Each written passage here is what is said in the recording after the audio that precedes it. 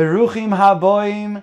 Welcome everyone. We're about to begin Be'ezras Hashem together in Daf Ayin Ches Amud Aleph, 3 lines from the bottom at the new Mishnah. Our Mishnah continues to discuss various shiurim for Meleches Hoitzol. We began the discussion at the end of last parak, where the parak then discussed Meichel Behema and then Meichel Adam and their various shiurim.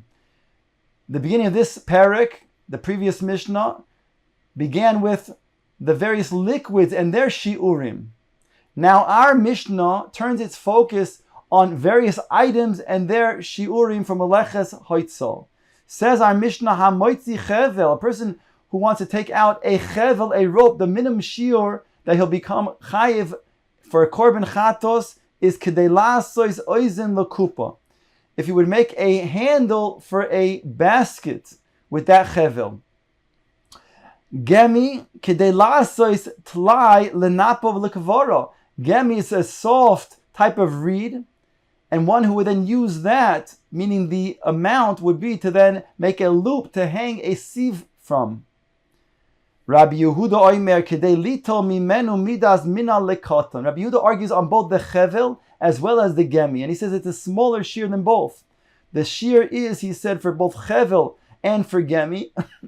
When one would then take those items, meaning in order to then measure a child's foot for a small shoe, niyar, paper that's made out of grass, kedei lichtov alov kesher moichsin. Here it doesn't refer to kesher as a knot, but rather as a siman, which would be a tax-deductible receipt, which was normally written with 2 large letters. So the size of a niyar that can hold 2 large letters, that's the minimum shiur. Ha-moitzi kesher moichsin chayiv.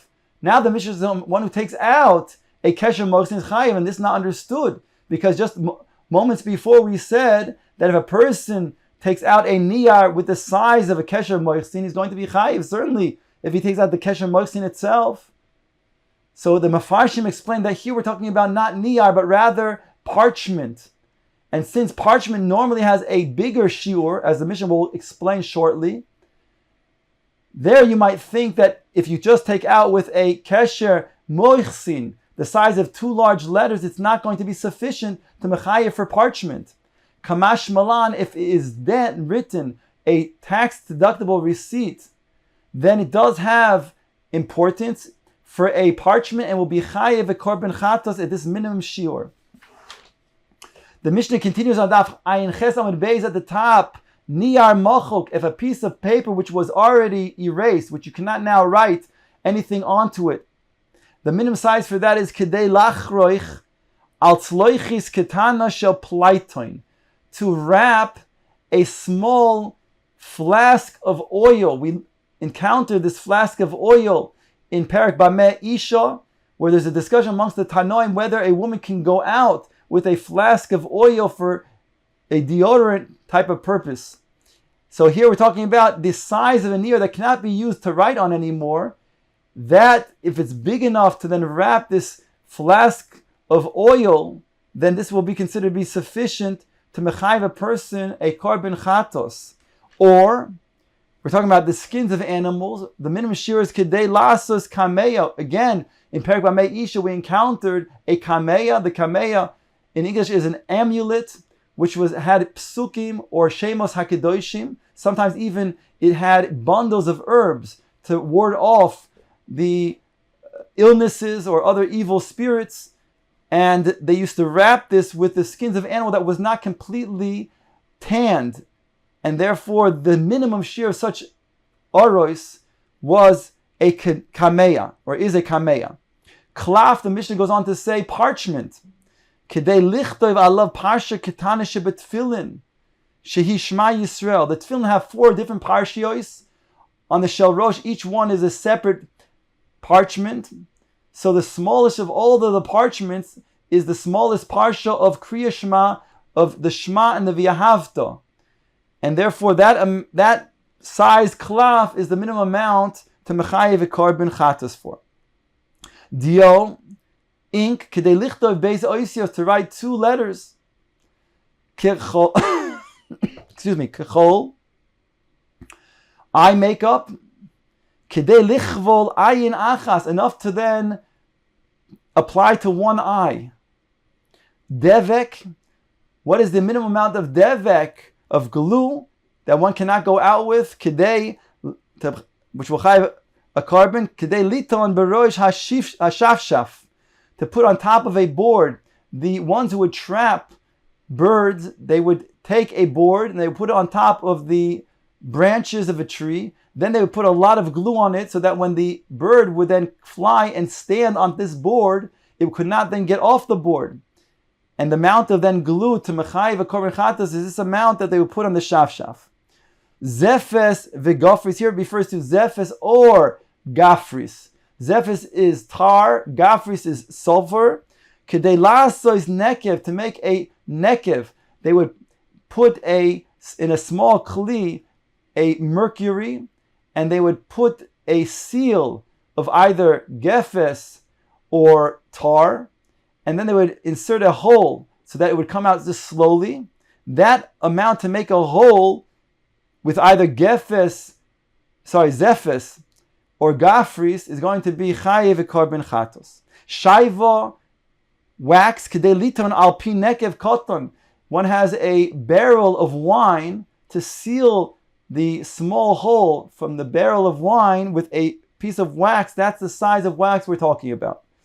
Charosis, the shear of charosis, which is grinded or crushed brick. Kedei lasos pi kur shel tzorfei zohov. Those who had a crucible for gold, which is called a kur zohov, they would make a opening and they would close that opening with the charosis. That's the minimum shear for the crushed brick. Rabbi Yehuda Omer kedei lasos pitput. He argues and says it's a smaller shear in order to then but fix the tripod that the crucible was on. If one of the legs of the tripod would need repair, so then with the amount of charosis to repair it, that would be the minimum shear. Subin, the Mishnah says, bran kedei liton al pi kur shel tzarfei zov. The tzarfei zov that we mentioned before, that would refine the gold, they would use the fuel of a bran. So the amount of fuel that they would need for the typical crucible would be enough to mechayiv korban chatos. Seed, lime, kedei losud kitano shebabonos. Girls would normally put this on their skin in order to remove hair, and they would do it one limb after the next. The smallest limb they would put would be on their pinky. So the small finger, that is the minimum shear of lime that would one be chayiv chatos for taking out on Shabbos. Rabbi Yehuda Omer kedei lasos kilkul. He argues again with a more minimum shear, smaller than that was just mentioned. And he says, in order to put on the temples to then hold down straight the hair that would come down on one's temples, Rabbi Nechemia Omer kedei losud undipi. He said to put on the forehead, it would cause reddening for beautification purposes. The Gemara now asks the following question, and the first item that we mentioned was a chevel. And we said the minimum shear of the chevel is making a handle for a basket. Ask the Gemara, chevel nami lechayev kedei lasos tloi lenapa lekvora. Just like the gemi, the second item that's mentioned, the minimum shear is a tloi, a loop, to then hang a sieve from. Why not say that's also the minimum shear of the chevel? Answers the Gemara, because kivan the chodik b'mana loy avde inshi. Since it would cause grooves, the rope would cause grooves, it would eat away at the wooden sieve. Therefore, people would not use it for such a thing to hang their sieve with. Tanu Rabban, the Gemara brings up Brisa Hutzin, the leaves of a dekel tree, kedei lasos oizen lesal kfifa mitzris, in order to then make the handle of a sal kfifa mitzritz, which was made out of twigs from the dekel tree. Sieve, vines, the minimum shears, acherim oimri, this is referring to Rabbi Meir, kedei litain al pi mashpach koton, lesanein es hayayin. This would be put on the mouth of a funnel, the wider side of the funnel, and then wine would be poured into it, and the vines would then misanein any of the coarse parts, any of the even sediments, so that it would stay above, and that would work as a way of taking care of the things that they would not want in the wine. So that's the minimum shiur. Ravav, referring to grease or oil on one's garment. Kidei lesuch tachas asbogin ketana. The amount of grease that one can go out with a stain is that amount they would put on the underside of a asbogin, which is referring to a rakik, a wafer. They would put it against the inside of an oven, and the underside they would put grease on it. So that's the amount. Ask the Gemara, how big is that wafer we're referring to? V'kama shi'ura. Answers the Gemara, kisela. Ask the Gemara, v'hatanya kigrogeres. Behold, the Brisa says it's the size of gogeres, a dry fig. Idi v'idi chad shi'urahu. The Gemara says the coin, the sela, is the same shi'ur as the grogeres, and therefore that's the shi'ur that we're talking about, that one cannot go out with if he has a ravav, if he has a stain of grease or oil. Moichin, a soft type of material like either wool or cotton. Kedelasas kadur kitana, to make a small bowl. Ask the Gemara of a kama shiura, what's considered to be the small size of a small bowl? Ke'egois, like a walnut. That's the shiur that we're talking about. The Gemara now quotes the next item of our Mishnah, niyar. Niyar, we said, it's paper that's made out of grass. Kedei lichtav alav kesher moichsin, we said the size, the minimum shiur to mechayev chatos would be that which is a tax receipt. Says the Gemara, bringing another brisa, Tana. This brisa says, Kama kesher moichsin. What is the size of a tax receipt? Answers the brisa, shtei oisios, referring to two large oisios. Vraminu, asked the Gemara from a second brisa. Hamoitzi niyar cholok im yeshbo kedei lichtov shtei oisios chayev v'imla potter. If a person takes out a piece of paper and he can write on that paper two oisios, he's going to be chayev. If not potter, here the Gemara understands that two oisios is the regular standard small oisios. And therefore the Gemara asks a question. The previous brisa, the first brisa, said two oisios gedolos, and yet this brisa says two standard oisios. Answers the Gemara, Amrav Sheishes, my shtei oisios shel kesher moichsin. That which it says two oisios in this latter brisa is just like the first brisa is saying. It's referring to two large oisios, and those are the two oisios that are the size of a tax receipt. Rava says a different explanation. Shtei oisios didon ubeis achisa. They're standard oisios. That's referring to in the second brisa. But it's talking about plus the side where there's a beis achiza, a margin. That's going to be the hainu kesher moisin. That's going to be the size of a kesher moisin, of a tax receipt. Now the Gemara asks from a third brisa onto Rava's explanation. Meisvei hamoitzi niyar mochoik v'shtar parua. If a person takes out a shtar mochuk, that means that he cannot write on that shtar again, or he takes a shtar parua. He takes out a shtar that was already paid. So it depends. If it has a white part that wasn't written on before, that you can write on, like the margin, either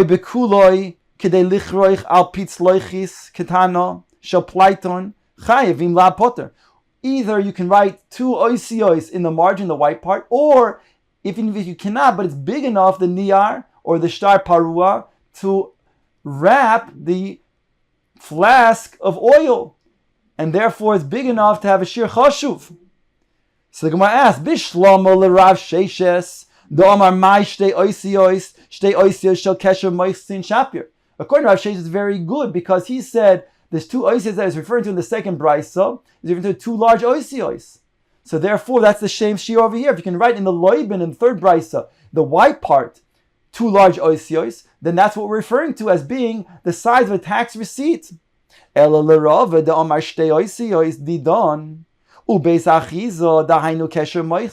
to Rava, who said they're referring to two average size letters plus the margin, Hacha beis achiza lo tzorich. Over here, you don't need a beis achiza. Here, the third brisa said, as long as you write in the loibin, in the place, in the margin itself.